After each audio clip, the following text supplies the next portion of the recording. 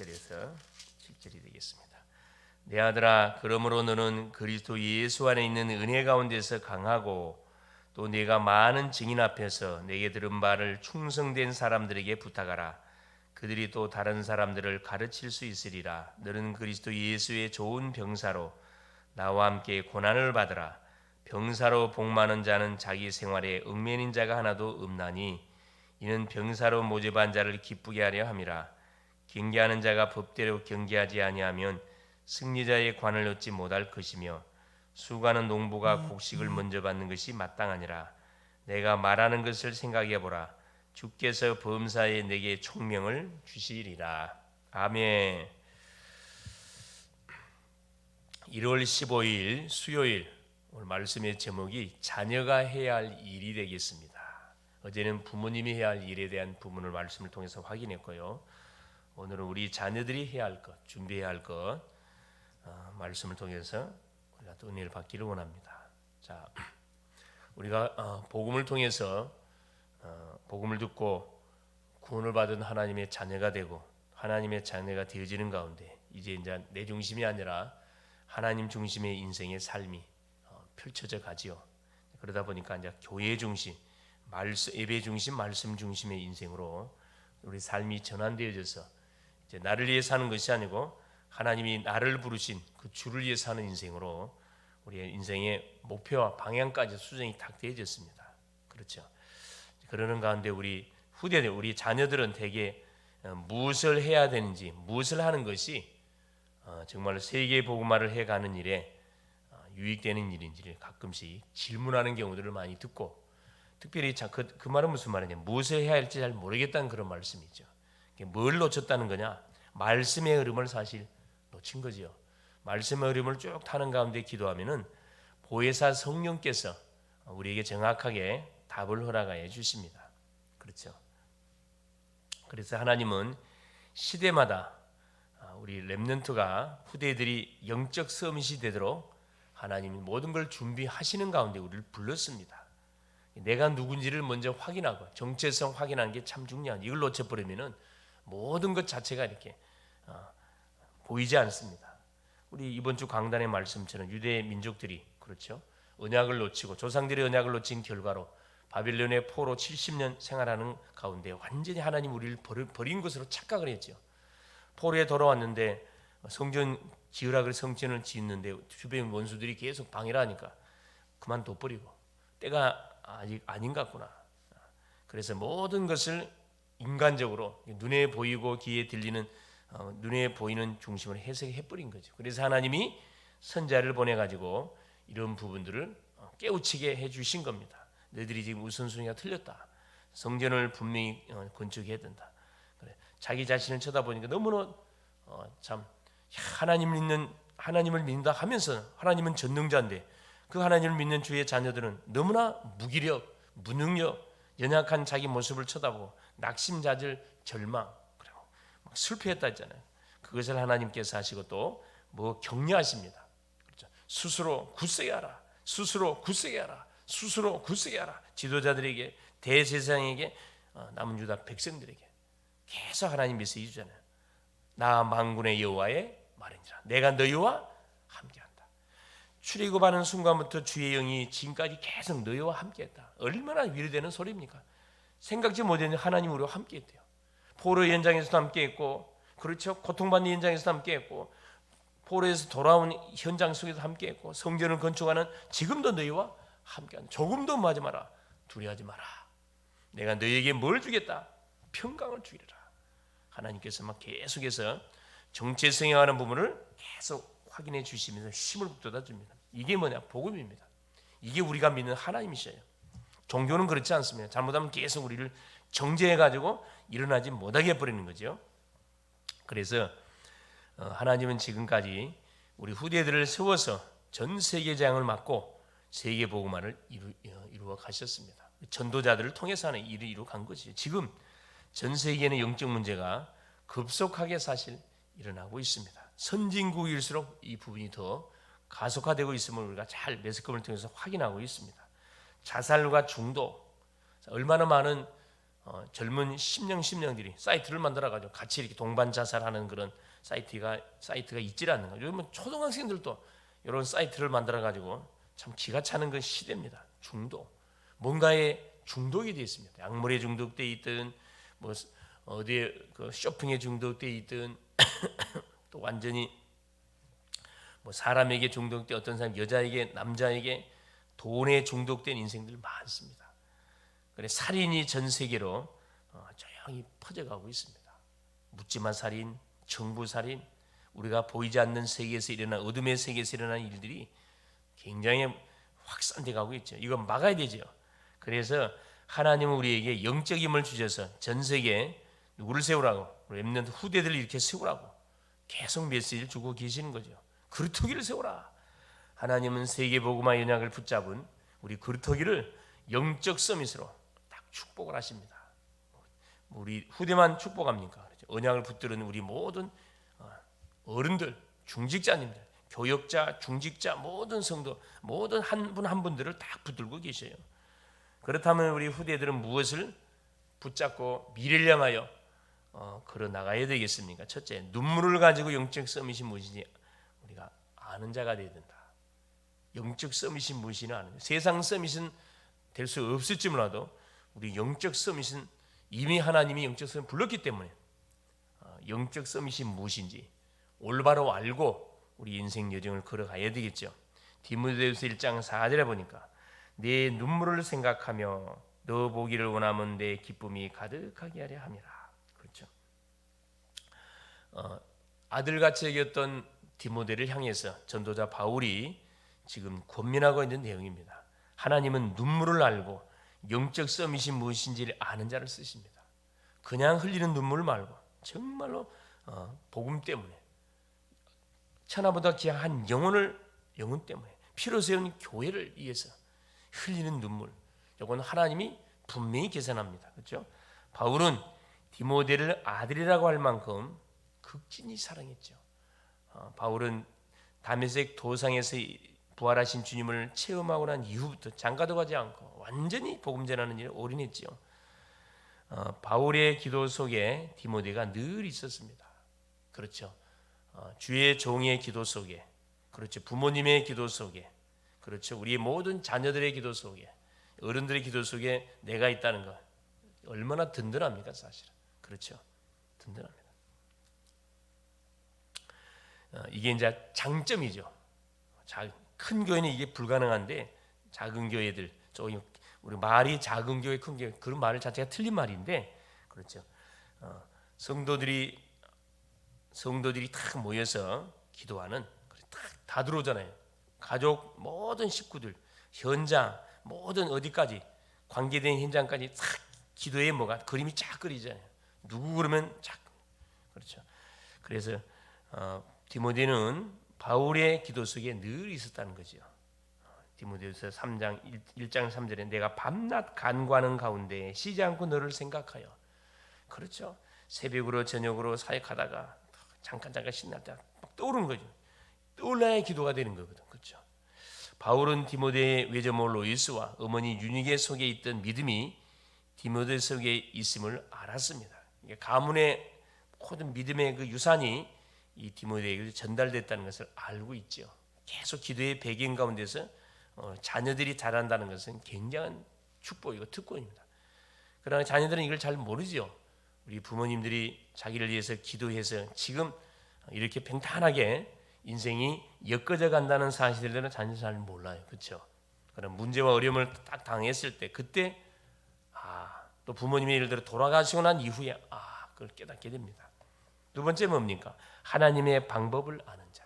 우리가 영적 서밋이라는 것을 바로 영적 서밋, 누가 영적 서밋이라 그랬죠? 그렇죠. 인생 문제가 뭔지, 해답이 뭔지, 무엇을 위해서 살아가는 것이 하나님이 가장 원하는 삶인지를 알고 사는 그 인생이 영적 서밋이라 그랬습니다. 하나님의 방법을 아는 자. 그게 디모데후서 2장 1절 7절에 나왔잖아요. 하나님은 우리 렘넌트들, 후대들을 자기 생활에 얽매이지 않는 군사로, 그렇죠. 얼마나 우리 자녀들 같은 경우는 그렇죠. 세상을 경험해보지 않기 때문에 하고 싶은 일이 엄청 많지 사실. 호기심도 많고, 예를 들어서 지금 당장에 고등학교를 졸업하고 대학을 들어가는 우리 아이들 같은 경우는 마음이 붕 떠 있을 거예요. 그렇죠. 그래서 막 친구들 만나, 그동안 풀지 못했던, 해보고 싶었던 친구도 만나보고, 막 우리 불신 친구들은 막 술도 마시고 밤늦게까지 막 쏘러 돌아다녀 보기도 하고, 물론 필요한 부분들입니다. 그러나 결국은 이 시간표를 남들이 막 붕 떠서 다니고 있을 때 이 시간표에 뭐 하는 사람 뭘 좀 영적으로도 무장도 하고 책도 읽고 성경도 읽고, 그렇죠. 실제로 언어도 준비하고 자격증도 준비하고, 이런 틈새 시간들을 활용해 가지고 미래를 준비하는 그런 렘넌트는 굉장히 지혜로운 렘넌트가 되겠죠. 그렇죠. 한 발 차인데, 그렇죠. 앞서가느냐 뒤서가느냐 결판 나는 겁니다. 그렇죠. 그래서 방학 시간들을 어떻게 보내냐에 따라서 개학하고 나서 누리느냐 쫓겨가느냐, 이게 이제 판도가 달라지는 거죠.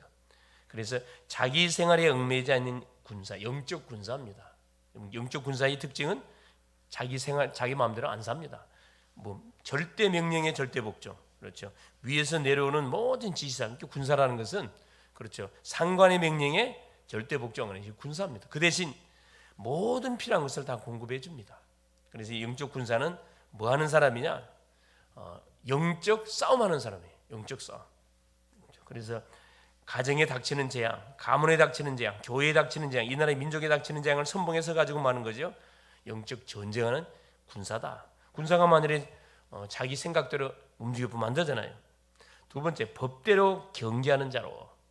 마라톤 선수가, 그렇죠, 경기하는 선수라 표현해 놓고 있는데 42.19 목적지를 향하여 출발하는데 힘들다 그래가지고 무찌를 간다 할지, 힘들다 내가 자리에 좀 쉬었다 간다 할지, 그러면 뭐 할 수 없습니다. 면류관을 딸 수가 없지요.